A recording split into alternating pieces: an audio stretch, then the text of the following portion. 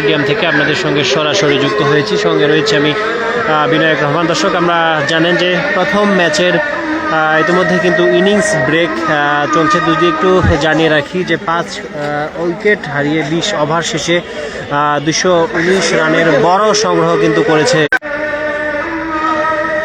এই মুহূর্তে মাঠের বাহিরের যে অবস্থা সেই দৃশ্য দেখানোর চেষ্টা করছি। আমরা দেখছেন যে বিকালের যে খেলা রয়েছে সেই খেলাকে কেন্দ্র করে কিন্তু এখনও মাঠে প্রবেশ করছেন দর্শকরা যারা আসলে বিকালের ম্যাচটি উপভোগ করতে চান, তারা কিন্তু মাঠের ভেতরে কিন্তু প্রবেশ করছেন। এই কনকনে শীতের মধ্যে কিন্তু হাজারো দর্শক আমরা দেখেছি যে সকাল থেকেই কিন্তু আজকে যে দীর্ঘ লাইন ছিল, এরপর পরে কিন্তু হাজারো দর্শক তারা কিন্তু টিকিট কাটতে না পেরেই কিন্তু ঘুরে গিয়েছেন। এবং তার আগে সকাল থেকে আমরা দেখেছি ভোর 6টা থেকে 7টা থেকে তারা কিন্তু বিভিন্ন যে দর্শক সমর্থকরা রয়েছেন তারা কিন্তু দীর্ঘক্ষণ লাইনে দাঁড়িয়েছিল। এবং এরপর পরে কিন্তু কেউ কেউ টিকিট পেয়েছেন এবং কেউ কেউ কিন্তু আসলে টিকিট না পেয়েই হতাশ হয়ে চলে গিয়েছেন। দর্শক, এই মুহূর্তে দেখানোর চেষ্টা করছি মাঠের বাইরের যে অবস্থা সেটি।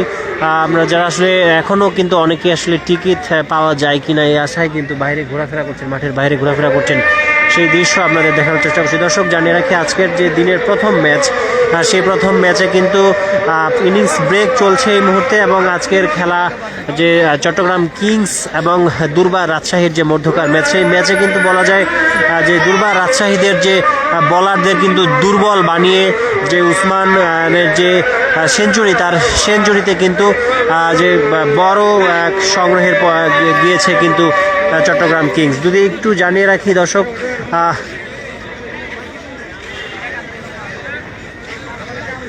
এর আগের দিন গতকালই কিন্তু তাসকিন দুর্বার রাজশাহীর বোলার তাসকিন দুর্দান্ত বোলিং করেছিলেন। একাই 7 উইকেট নিয়ে সাদা বলের নিজের ক্যারিয়ার সেরা এবং বিপিএল সেরা এবং যে কোনো পর্যায়ে স্বীকৃত টি-20 ক্রিকেটের তৃতীয় বোলার হিসেবে কিন্তু তিনি 7 উইকেট নেওয়ার কীর্তি করেছিলেন ঠিক এর আগের ম্যাচে। কিন্তু ওই দুর্বার রাজশাহীর বোলারদের কিন্তু সেই গতকালকের যে অসাধারণ পারফরমেন্স ছিল, সেই দুর্বার রাজশাহীদের বোলারদেরই কিন্তু আজকে দুর্বল বানিয়ে অসাধারণ এক সেঞ্চুরি তুলে নিয়েছেন চট্টগ্রাম কিংসের পাকিস্তানি ব্যাটার উসমান খান। তার সেঞ্চুরিতে 5 উইকেট হারিয়ে 219 রানের বড় সংগ্রহ পেয়েছে কিন্তু চট্টগ্রাম। এমনটাই কিন্তু আমরা নিশ্চয়ই জানেন। দর্শক, জানিয়ে রাখি এর আগে টস জিতে বোলিং নিয়ে ইনিংসের দ্বিতীয় বলে উইকেট তুলে নেয় রাজশাহী। তাসকিনের শিকার হয়ে ফিরে যান জাতীয় দলের টি-20 খেলার অভিজ্ঞতা সম্পন্ন পারভেজ ইমন। তিনি আসলে 0 রান করেছেন। পরের গল্পটা আসলে উসমান খানেরই, যেমনটি আমরা নিশ্চয়ই পুরো ম্যাচটি যদি দেখে থাকেন তাহলে নিশ্চয়ই বলতে পারবেন। তার সঙ্গে কৃতিত্ব দিতে হবে ভালো জুটি দেওয়া গ্রাহাম ক্লার্ক ও এনামুল হক বিজয়ের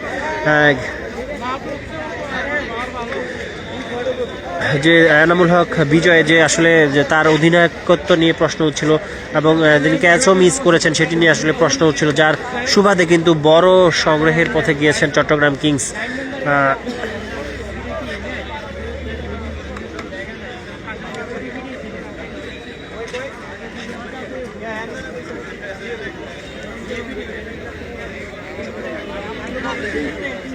দর্শক, জানিয়ে রাখি আজকে যে উসমান খানের সেঞ্চুরি, সেই সেঞ্চুরিটা কিন্তু তিনি একবার জীবন ফিরে পেয়ে করেছিলেন। সেঞ্চুরির আগে ভুল বোঝাবুঝিতে কিন্তু উসমানের ক্যাচ ফেলে দিয়েছিলেন পেসার শফিউল ইসলাম ওরা সাবের হোসেন। ওই সুযোগ নিয়েই কিন্তু 120 রানের এক বিশাল জুটি গড়েন তারা।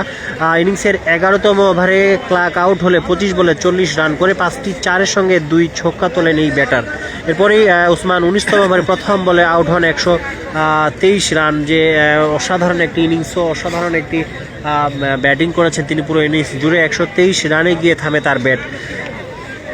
দর্শক, জানিয়ে রাখি আগেও বিপিএলের সেঞ্চুরি পাওয়া 29 বছর বয়সী পাকিস্তানি ব্যাটার 62 বলের মুখোমুখি হন। তার ব্যাট থেকে 13টি 4 ও 6টি ছক্কার শট আসে। কিন্তু অসাধারণ একটা ইনিংস কিন্তু আসলে তিনি আজকে যারা দুর্বার চিটাগাং কিংসের যারা সমর্থক ছিলেন, যারা মাঠে এসছেন, যে এর আগে তাদের যে ভরাডুবি হয়েছিল এরপর পরে আজকে কিন্তু তারা দারুণ প্রত্যাবর্তন করেছেন এবং যারা দর্শকদের আসলে আনন্দ দিতে পেরেছেন বলাই যায়।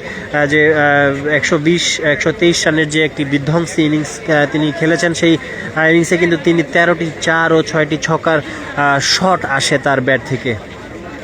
এবং এরপরে মোহাম্মদ মিঠুন 15 বলে 2টি করে 4 ও ছক্কায় 28 রান করেন। শেষ 9 বলে 18 করেন পাকিস্তানের আরেক ব্যাটার হায়দার আলী। দর্শক যেমনটি দেখছিলেন যে আজকের পুরো ইনিংস জুড়েই কিন্তু 4 ছক্কার ফুল ঝুরি আমরা আসলে দেখেছি। পুরো সময় জুড়ে উসমান খান এবং তাদের যে চিটাগাং কিংসের যে ব্যাটাররা রয়েছেন তারা কিন্তু কেউ না কেউ আসলে আজকের যে তাদের এত বড় সংগ্রহ, এই সংগ্রহে কিন্তু পুরো দলীয় পারফরমেন্স বলা যায়, কেউ না কেউ কিন্তু বিভিন্নভাবে আসলে অবদান রেখেছিলেন।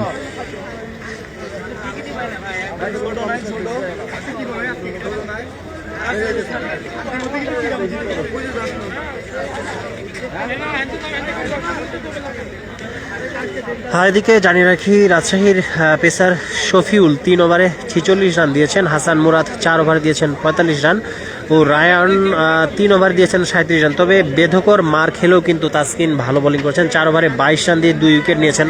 দর্শক নিশ্চয়ই জানেন যে গতকাল কিন্তু বিপিএলের ইতিহাসে টি-20 স্বীকৃত আন্তর্জাতিক ক্রিকেটে কিন্তু ইতিহাস গড়েছেন তাসকিন। একাই 60টি উইকেট নিয়েছিলেন কিন্তু গতকালকের ম্যাচে, এবং আজকেও যে খুব একটা খারাপ করেছেন তাও কিন্তু নয়। 4 ওভারে 22 রান দিয়ে 2 উইকেট নিয়েছেন তিনি। 19তম ওভারে তার বলে ক্যাচ ছাড়েন কিন্তু জিসান আলম।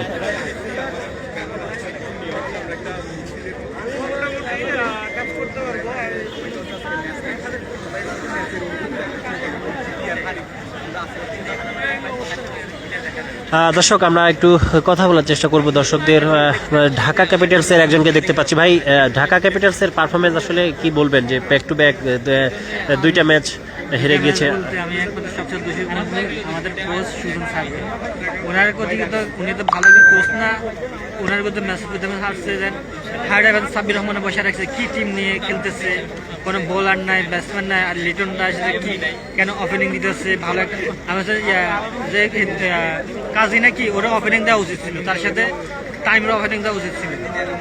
মানে তারা কি আসলে সবাই বলছে যে ঢাকা ক্যাপিটালস মাঠের বাইরেই বেশি মাঠের পারফরমেন্সটা ঠিক মতো করছে না, মাঠের বাইরে বিভিন্নভাবে আলোচিত হচ্ছেন, তারা থিম সং প্রকাশ করেছে অনেক বা ইয়েভাবে।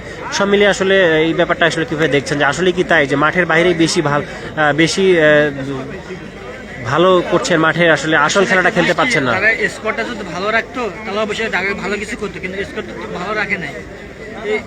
এইভাবে খেলাটা পরিচালনা ছাড়বে, ভালো আরো স্ট্রং রাখতে হবে। সাব্বির রহমান বসানো রাখতো তাহলে ম্যাচটা আরো ভালো কিছু হইতো। এখন নেক্সট ম্যাচের সামনে 5 তারিখে দেখানো আসতেছে, 7 তারিখে ম্যাচটা জিতানো মাঠে খেলবে, মাঠে নামবে। দর্শক শুনছিলাম ঢাকা ক্যাপিটালসের সমর্থকদের কথা। আসলে ব্যাক টু ব্যাক হেরে কিন্তু আসলে তাদের দল হেরে গিয়েছে ব্যাক টু ব্যাক টানা 2টি ম্যাচ, এবং আজকে তাদের বিকালে কিন্তু তাদের খেলা রয়েছে খুলনা টাইগার্সের সঙ্গে।